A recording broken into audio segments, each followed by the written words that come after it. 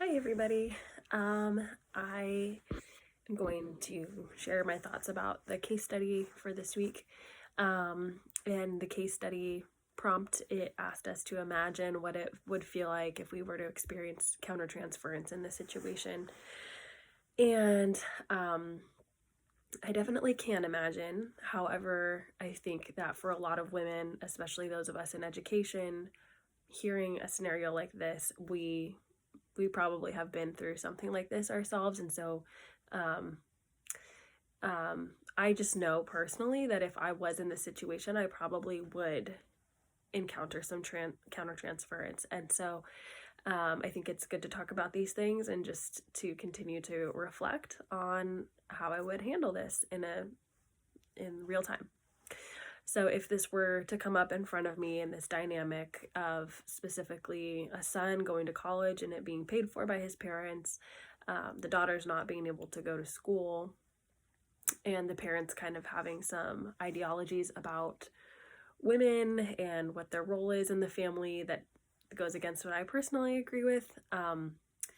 Yeah, I would need to practice some self-awareness and self-regulation. So in a session like this, I obviously would not try to argue with the family or try to debate them on this topic.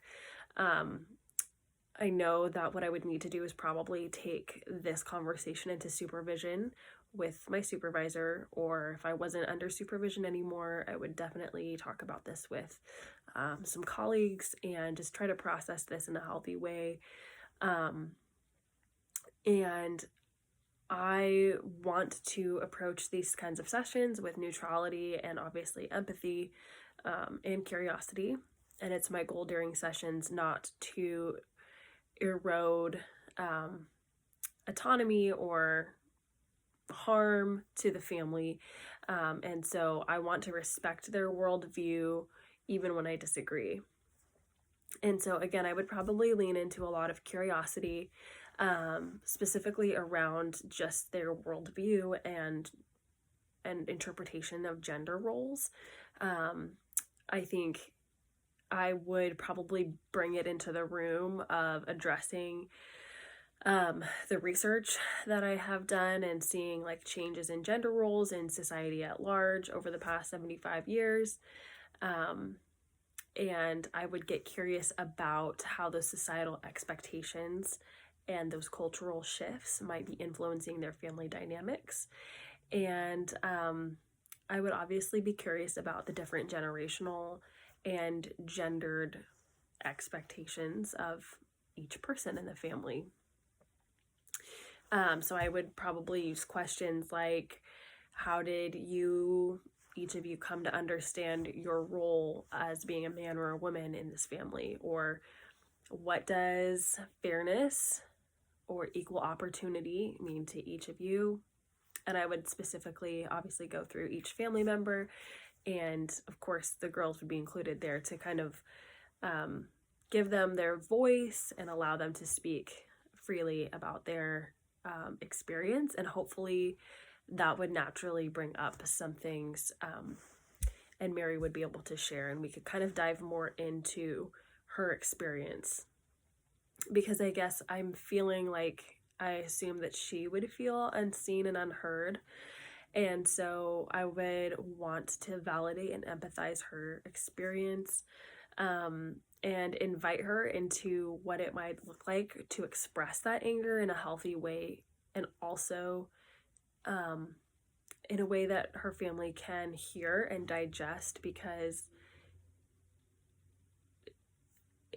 the goal would be for her to be heard as well as like the family. And so bringing in this like balanced dialogue with the family would be a goal that I would have. So I would really want to work on regulating like the family and establishing what does it mean to have a respectful conversation where there might be some differing values, and listening to understand instead of listening to respond or react, and really valuing other people's voices in this conversation. So I think what would come up for me in supervision is obviously like, how can I ethically value and validate the family's religious and cultural beliefs while also addressing how that like very much I don't agree with those specifically. So how can I remain ethically, in line? I would also probably ask, like, how can I measure progress? Like, how can I know? I guess I could ask the family, I could bring them into that process, but I would be curious because I think that my measure of success might be different than theirs. So, yeah. And then I would just also ask if the supervisor maybe has some like more family systems, like systemic or cultural tools or assessments that they would recommend I use, specifically within this context. And I'm thinking the genogram, obviously, because we did that recently, feels particularly pertinent. And just talking about, family generation, expectations, and such. Okay,